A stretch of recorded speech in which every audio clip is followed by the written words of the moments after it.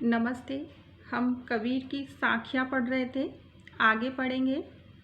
हस्ती चढ़िए ज्ञान को सहज दुलीचा डार, स्वान रूप संसार है भूकन दे झक मार। हस्ती यानी हाथी, सहज यानी सरल या स्वाभाविक, दुलीचा छोटा आसन या कालीन, स्वान यानी कुत्ता, भूकन यानी भौंकना, झकमार यानी बर्बाद करना या मजबूर हो जाना। कबीरदास जी कहते हैं कि सहज समाधि का आसन बिछाकर ज्ञान रूपी हाथी की सवारी करो, अर्थात ज्ञान प्राप्ति के लिए जो सहज है वो समाधि लगाओ। सहज समाधि से क्या तात्पर्य है कि जो अपनी जो दुर्भावना है, विषय वासना है, उनको दूर करके हमें सच्चे मन से आराधना करनी चाहिए। स्वान रूप संसार है भूकन दे झकमार, क्योंकि ये जो संसार है वो किसके समान है? कुत्ते के समान है, जो हाथी के चलते देखकर व्यर्थ ही भौंकता रहता है।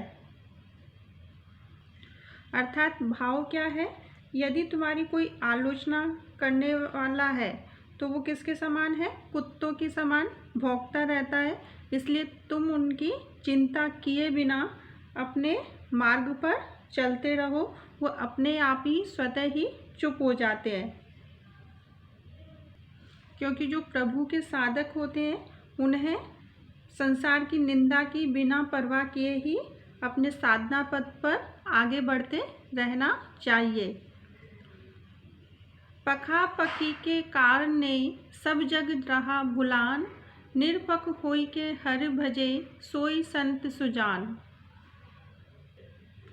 पखा पखी यानी पक्ष और विपक्ष, कारण यानी कारण, भुलान यानी भुला हुआ, निरपक यानी निष्पक्ष, सोई यानी वही, सुजान यानी ज्ञानी।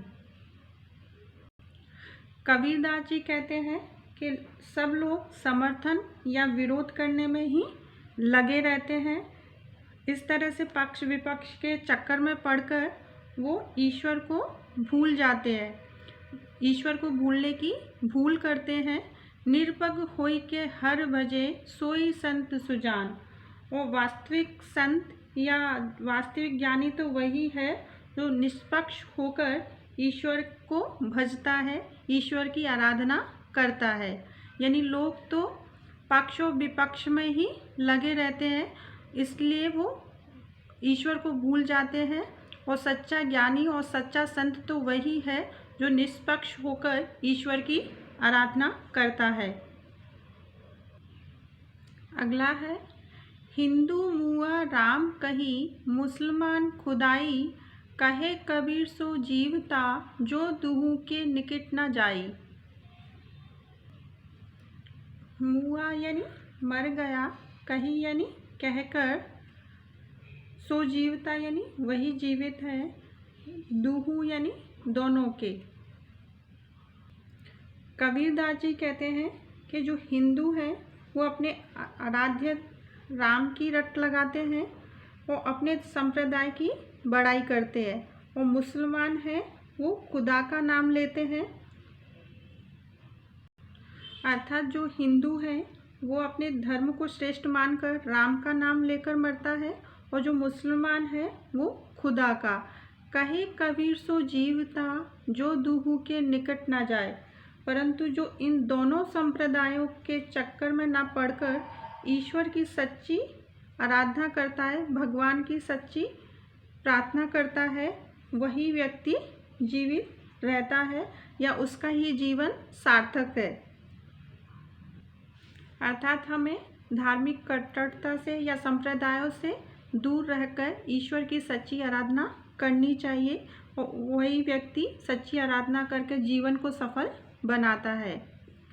काबा फिरी काशी भया रामई भया रहीम, मोट चूर्ण मैदा भया बैठ कबीरा जी। काबा यानी मक्का मदीना जो मुसलमानों का पवित्र स्थान है, भया यानी हुआ, मोट चून यानी मोटा आटा, जीम यानी भोजन करो। धार्मिक संकीर्णता को त्यागने का संदेश देकर कबीर कहते हैं कि काबा ही काशी है और राम व रहीम भी एक समान पवित्र है। यानी काशी भी काबा है, काबा ही काशी है, और राम और रहीम है वो एक समान पवित्र नाम है। राम रहीम में कोई भेद नहीं है। मोट चून मैदा भया बैठ कबीरा जी। और मैं जिसे मोटा आटा अर्थात खाने के अयोग्य समझता था, वही अब मेरे लिए मैदा के समान बारीक हो गया।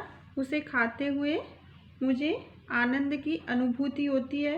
अर्थात धार्मिक एकता और समानता रखने से समाज में का ही हित होता है। हमें आपस में लड़ना नहीं चाहिए। अर्थात कबीरदास जी कहते हैं कि धार्मिक संकीर्णता रखने से मनुष्यों ने जो भगवान को राम और रहीम में बांट दिया है, जो राम और रहीम के नाम पर भेदभाव करते हैं, उसमें वाकई में कोई भेद नहीं है। दोनों ही ईश्वर के नाम हैं, क्योंकि ईश्वर एक है। ऊंचे कुल का जन्मिया जे करनी ऊंच ना होई, सुबरन कलश सुरा भरा साधु निंदा सोई।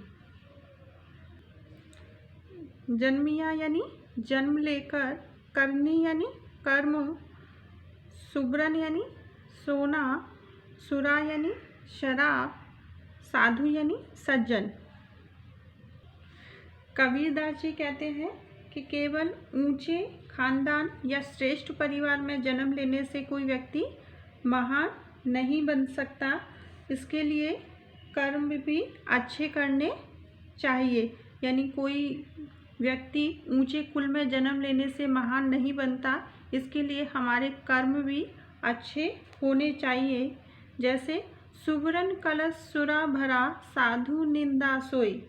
जैसे सोने जैसी मूल्यवान धातु से बने कलश में यदि शराब भर दी गई हो तो सज्जन भी उस पात्र की निंदा करते हैं। अर्थात श्रेष्ठ कर्म करने से ही व्यक्ति महान बनता है, बुरे कर्म करने से वह निंदनीय होता है। जैसे जो सोने का कलश है वो कैसा है, बहुमूल्य धातु मानी जाती है, लेकिन जब उसमें शराब भर दी जाती है तो वो पात्र भी निंदनीय हो जाता है। इस साखी में कबीरदास जी ने उन लोगों पर आक्षेप किया है जो ऊंचे कुल में जन्म लेने के कारण घमंड रखते हैं। वो स्वयं को सम्मानित समझते हैं, जबकि व्यक्ति बुरे कर्मों में लिप्त होता है तो वो निंदनीय है। अच्छे कर्म वाला व्यक्ति ही महान होता है। यहाँ ऊंचे कुल और अच्छे कर्मों में किसको महत्व अधिक है, तो अच्छे कर्मों का महत्व अधिक है, क्योंकि ऊंचे कुल में जन्म लेने की अपेक्षा अच्छे कर्मों को ही श्रेष्ठ माना जाता है। क्यों? क्योंकि ऊंचे कुल में जन्म लेने से या परिवार में जन्म लेने से व्यक्ति महान नहीं होता। इसके लिए उसे कर्म भी करने पड़ते हैं।